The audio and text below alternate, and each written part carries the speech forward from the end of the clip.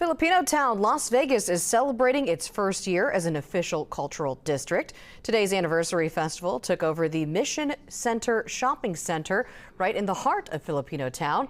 Clark County formally designated that stretch of Maryland Parkway from Flamingo to Desert Inn as Filipino Town last October after decades of growth in the local Filipino American community. The designation honors the community's heritage and presence along that corridor. Supporters hope that it will help the district grow even more.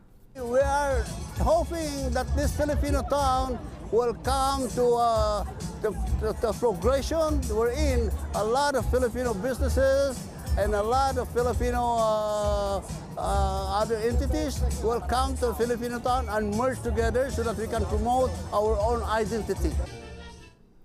Along the Filipino Town corridor, visitors can find restaurants, bakeries, and shops, along with Filipino-owned professional offices from law to medicine.